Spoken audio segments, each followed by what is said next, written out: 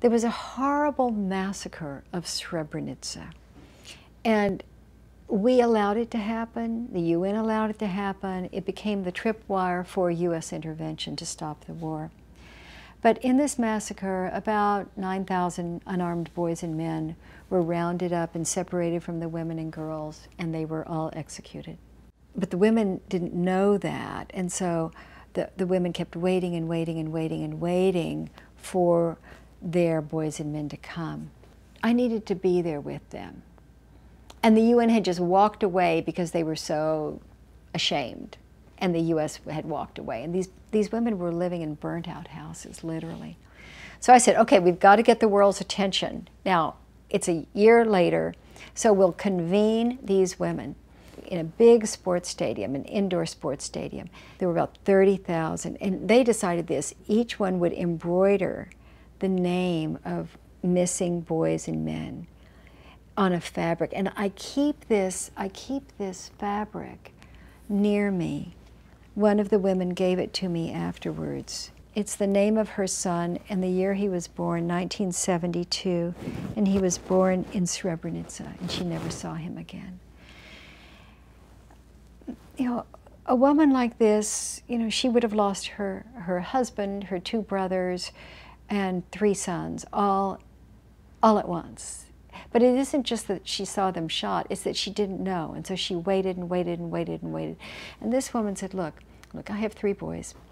I have 3 boys. I know that my husband and brothers couldn't escape, but my middle boy, he was the fastest runner in his class. And I know he's in the woods, he's hiding. He doesn't know that the war is over. I think he's hiding. I think he escaped because he was such a fast runner. And then she would be trembling like this. And when I decided I would try to bring them together to say, the world hasn't forgotten you. And Christian Amanpour was there, you know, we had all kinds of coverage in the media. But as we were putting it together, the military, the US military said, well, we will not provide protection for you and Queen Noor and others who are coming unless you also have the Serb mothers. And I said, what? What? I mean, the Serbs were the aggressors here.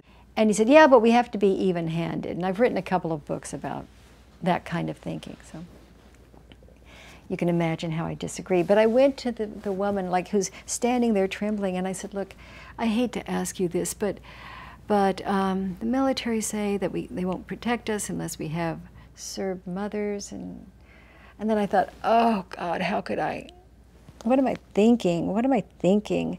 You don't go to someone with that kind of raw wound and say, oh, and by the way, we want to have the person who's the mother of the guy who killed your son and brother. You know, and this woman looked at me holding this, and she said, Ambassador, we are all mothers.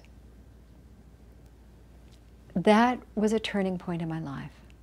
And I said, that kind of reaching across and seeing the person on the other side, not the enemy on the other side, that kind of humanizing the other, that's what will give us a different world.